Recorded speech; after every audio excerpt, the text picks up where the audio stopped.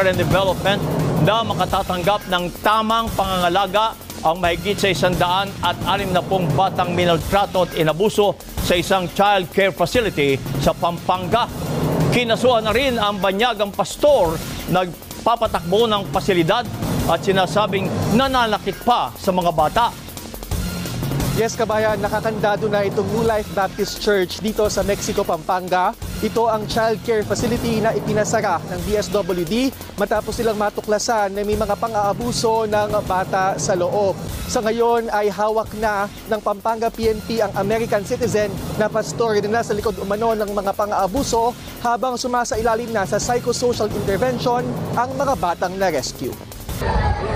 Dinig pa ang iyakan ng mga bata nang puntahan ng DSWD ang New Life Baptist Church, isang child care facility sa Mexico, Pampanga. Sa halip kasi na kalinga, pang-aabuso ang natatanggap ng mga bata doon. Natuklasan ng DSWD ang pamamaltrato matapos ang isang regular routine inspection ng kanilang mga social worker. 8 bata ang nagsumbong tungkol sa kanilang sinasapit sa loob ng pasilidad. Kasama ang mga pulis, pinuntahan nila ang pasilidad noong Huwebes. Na-rescue ang nasa 160 bata na edad 7 buwan hanggang 17 taon.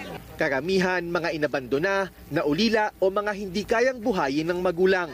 Agad nahuli ang pinuno ng pasilidad na kinilalang si Pastor Jeremy Ferguson, isang American citizen na matagal nang nakatira doon.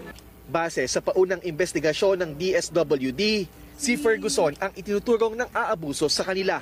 Ayon pa sa mga residente, kilala si Ferguson sa pagmamalupit hindi lamang sa mga bata, kundi pati na sa kanyang mga kapitbahay. Hawak na ng Pampanga PNP si Ferguson na nahaharap sa kasong paglabag sa Special Protection of Children Against Abuse, Exploitation and Discrimination Act.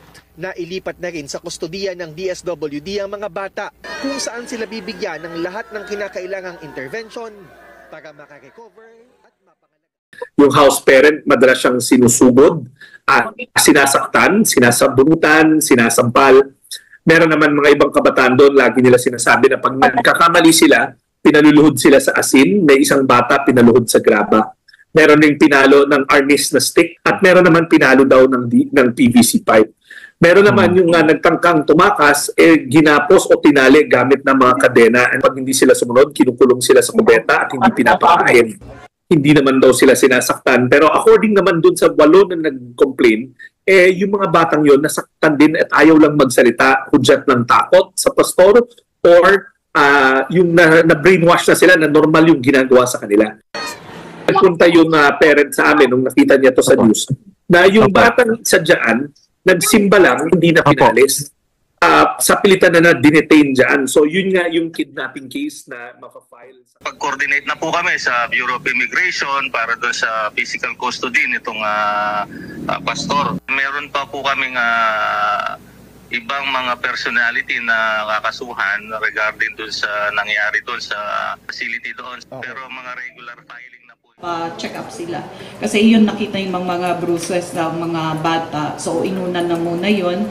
Gagawan din ng mga psychosocial processing. Ang pinaka-importante, ibalik sa pamilya na